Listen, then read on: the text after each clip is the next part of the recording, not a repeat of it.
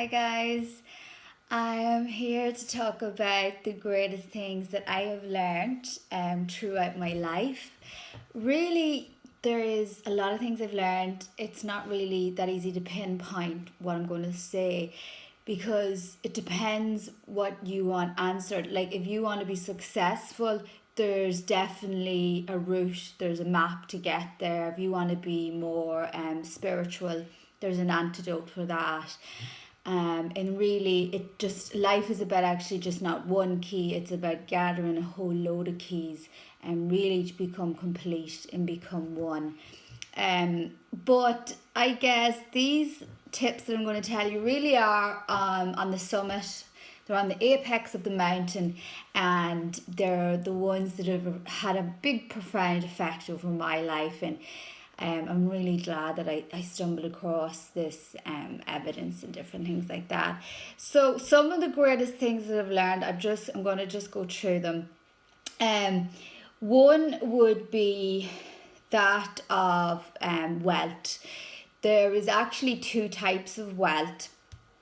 There's one of the external wealth, and there's also a wealth of internal wealth. Okay, so there's two types. The external wealth is that of knowledge, it is that of money, it is that of tools, it's also affection and different things. You get a lot of attention.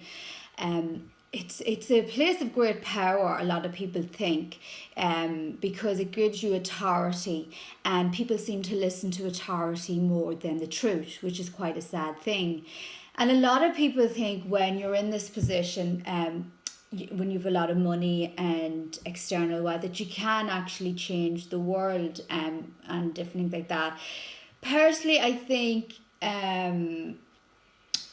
what really will save the world is when you save yourself internally, because when you save yourself internally, you become pure love, and every action you do is out of pure love, and you're really in a position to save the world because you're working for the gods, and you get direction from them. And you could have no money. I could spend my life planting trees and getting seeds for free off trees, and that would probably be more honorable job than anyone probably did in their life. So money, authority, yeah, you shouldn't definitely abuse it. You should use it. You do have a capacity to reach a lot of people, but whether if you've no internal wealth, you're probably not going to reach them in the correct way. So you'll probably use that external wealth to your own advantage, really, and you won't change the world.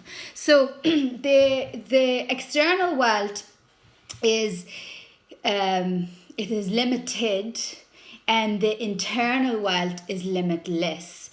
It is a wealth of showing your true personality, who you truly are. It is a wealth that will bring presence into your life. You will live in the moment. Ideally, in this world, you want to have the two wealths. You want to, because you are a divine human, living a human life, and you want to have those solid things, those external wealths, because you want the love that you have for yourself emanates outside of you. So you buy a new car because you purely love yourself, or you buy a new house because you purely love yourself. But a lot of people are buying these things to show off and are being egoistic and saying, look at me, and that's the wrong way. No amount of external wealth will make up for the loss and the presence of the absenteeism of internal wealth. You can rape the world over and over, and you still will feel empty because you are missing what you're really looking for. You're in search outside all the time, a partner, wealth, and everything. You're on this search. But what you're looking for is the last place you look is internally. And that's where I really am, humming home on this, because it's having a massive effect on relationships. Relationships are people are never as wealthy as they were in their life, and everyone's wondering, well, why aren't we happy? And people are now committing suicide, and kids are, because the external wealth only gives you so much of a high. It's the internal wealth that is eternal. Internal wealth is internal, and it's never ending, and it's a wealth that no one's looking at, and it's far more valuable. People actually aren't even aware of it or even notice it in someone. Like, they think, oh, that person, but that person's probably a lot more wealthier than the person with all the money. And I'm really here on a call, a cry out to awaken this in people, because relationships are suffering. They really are. With kids, with it's everywhere. It's never at a high time, and you can see it in the nature. The whole nature is been completely collapsing. The ecosystem is collapsing. The economy is in coherence with it, and it is collapsing. And people need to awaken to this internal wealth, because people aren't happy because of it. Personally, like, I've been on that journey since I was 4 years of age. I lived in 100 acres of land on a farm when I was 3 years of age, and I was always around trees. There was a big orchard and forest around my house, and in rivers I played, and in fields I ran through the fields and fairy rings and stuff like that. Now, in saying that, my mom suffered from depression, and I was probably neglected, and that's something I had to deal with. And that is, when you're on the inner journey, you are going to be dealing with a lot of your issues. We are running away from them, and this is what I find is people actually don't want to be present because there's so much pain there, and you need to face it. You need to be brave. You need to dig deep, and you need to root it all out of you.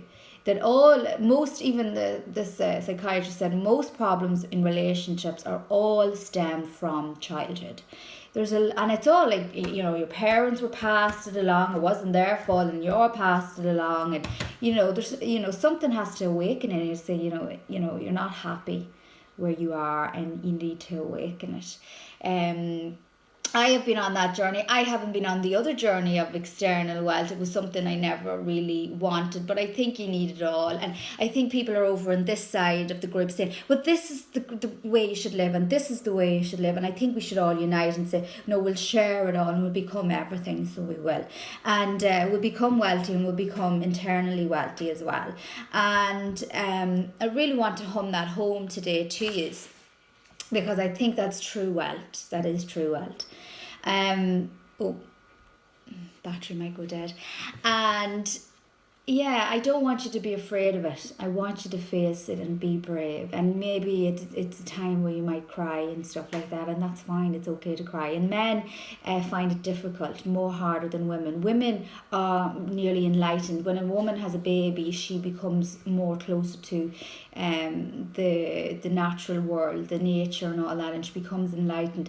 Actually, if a man spent his life learning from women, from children and his wife and his mother, he would become an amazing man. You need to learn from them. They have the key to a lot of your problems for a lot of men, because I find it's like men just they hit a wall and they can't get over it. Women can, and you can deal with women a lot more. They're more wanting love into their life. They want to become pure love. They think there's nothing better than it, because it is a really good path to go on, and I really would advise you to do it. The other great things that I've learned, one of the greatest things I learned was to let go of your past. To say, look, this is what happened, I want to get over it, and I really want to grow more and more, and I don't want it to affect me, my past. That was one of the greatest things. So it was just like dropping your past and closing that door, and remedying it and being healed and saying, like, it's okay. Because for me, failure is a great thing. People think it's bad. It moves you to where you want to be. If some people, their greatest work comes out of their failures. So failure is a great thing. It's not a bad thing. It's it's really good, and all the failures you've had have moved you in the direction of where you want to go, and that's to be more conscious never at a time when we need to be more conscious. We're all gathering all this external wealth and we've done well, but we need to look at the other one. And I have done my internal wealth, and now I'm looking at my external. So I'm growing all the time, and I'm willing to do that. That's another thing. Like, you could talk to someone and they're not listening, and they're just not willing. Like, to imagine to be told, use this problem, I'm going to tell you how to sort it out, and still not be willing to sort it out. It's like a little child said to me, oh, I can't concentrate. And I said, do you know what will improve that? Meditation. And he said, oh, I couldn't be bothered. And I'm like, well, if someone's giving you the answers and you're not even bothered, there's no really much hope, So always try and leave hope. Try always move. Just say, it's hard to get presence, but you know what, maybe I'll just do 5 minutes meditation. And it's like doing things for yourself. People spend very, very little time on their self, looking after themselves. You need to be a full cup to be able to give, and that, like 5 minutes, you can't even give 5 minutes for your inner peace. If there's inner peace and inner harmony, the whole world would have harmony and peace. We're all looking for peace and for people to, stop doing what they're doing, and that peace needs to come within, and then it comes throughout the world. And I really do hope people catch on to that.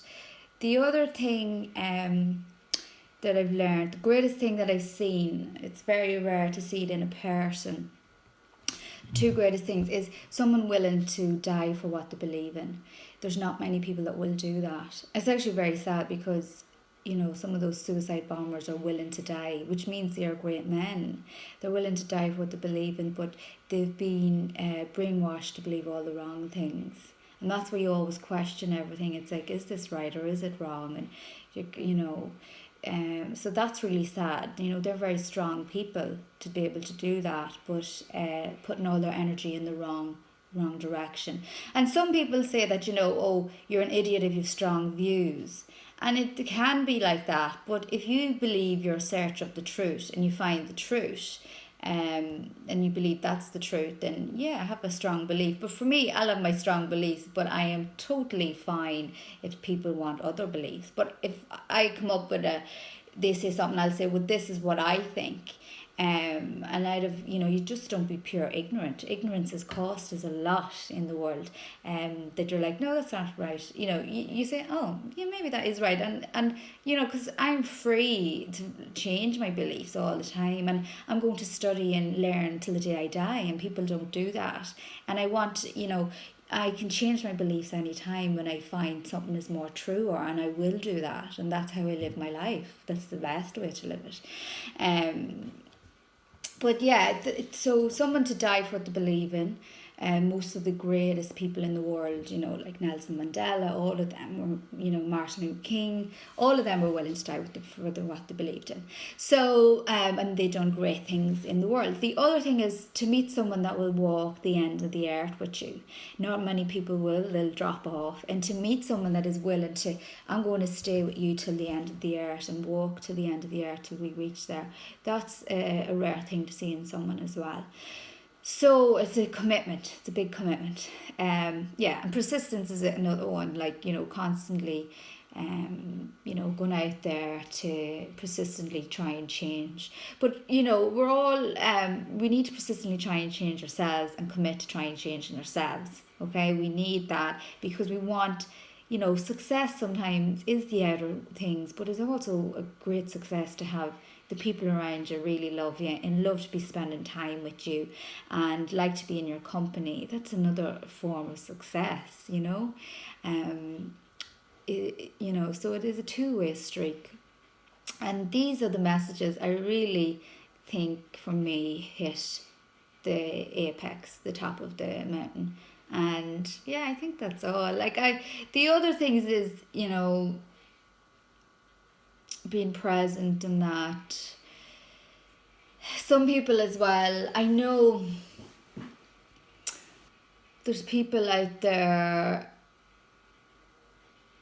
they can't love. I know I've read psychology about there's people and they weren't held as babies and their wiring and their brain wasn't, isn't connecting correctly, or their DNA isn't correct and different things like that. And it's very hard for them to change their lives. And some people as well, what they find, scientists find that if you meditate, it will actually, meditation completely purifies and love comes into you and it remedies. And meditation, they found out, changed people's DNA. So some people think, oh, I'm genetically fucked up because my parents, passed this on to me, like addiction. No, meditation actually can cure that. And you'll find with a lot of addicts is they'll give up drinking or drugs or whatever, but they'll take on another addiction. They'll take on smoking. A lot of them go on to be sex addicts and different things like that. So, and they think, oh, they're doing great because they give up that big addiction, but really, they've just took on another. And you need to own up to it and face it and say, things have to change. There's nothing greater in life than having love run through your veins. It's just a thing where, there's nothing greater. It's the best feeling ever. And it's worth it. It will be hard at the start. You are going to, because you're going to face all your demons. And it's just going to come gushing out of you. It's going to be tough. But the rewards are too valuable. They're like jewels, and they're too valuable to be missed. And I've talked to in my last video, the life that you're looking for, the life of love, happiness, wealth and everything, is sometimes in those moments of uncomfort. And the life really you're looking for is in the moments of uncomfortness, and and you need to be brave. Bravery needs to come. You can't actually practice any of the virtues without being brave, and life is always pushing you to be brave. That's why it brings up these obstacles. Sometimes you're like, everything that comes up to you, you're like, what do I learn from this? It could be to be more compassionate. It could be, do you ever be in a relationship like, why am I in this relationship? It's the worst relationship ever. It could be a thing to move you to say, have more self-worth, love yourself more, and say, this is not what I want. This isn't what I want. So I have to move on. And that other person learns that they can't treat other people like that. And it's a learning thing. You're constantly learning. You're constantly being pushed to consciousness. Pure consciousness, pure presence, and pure love. You are constantly being pushed. And that's why you're being... relationships bring it out more. That's why you're like, most conflict in your life is from relationships. It's because they're constantly trying to push you. And awaken you. Sometimes relationships can be tough because they're really awakening you. You really want to meet someone that's saying, I want to become spiritual, and I want to talk about everything that comes up. Like, one of my problems was when I go out with someone and I see them talking to someone, I get jealous. So I need to be with a partner that I can talk to and say, I'm feeling jealous, and it's me, it's my problem. I need a partner that doesn't ignore it. I need someone because he wants to help me grow spiritual. I want him maybe to say, look, I know you're having those problems, and I want to say, it is an illusion you're having, and I want you to know that I'm here for you, but you need to work it out yourself. You need someone like that in your life. It's hard to find. Well, look, if you start saying it's going to be hard, it's going to be hard. It's not actually. It's simple. It's quite simple, but we make it hard. When you feel that, it's really, really simple, but we make it hard. You're really making a lot of progress, because it's not really that hard, actually. It's just about releasing, letting go. One of the greatest things I learned is to let go and just accept and see. Actually, when I look back at my life, I think now it happened every step of the way it should have happened. And I'm glad, I've learned so much from it, and yeah, I don't regret any of it. That's how I feel. So look, I think that's everything I'm going to say about all the greatest things that I've learned so far. I really hope it has helped you to progress more. It has awakened you. But if you have any questions, do ask me. You can always write to me. I know some people have, and I do always respond back if they're looking for help. I don't really respond back if you're saying hey, but if I feel like you really want advice, I do. And if you want to get my book, it's going to be a link on the top of this video, so I'll send it to you. But sending much love to you all, and I will talk to you soon.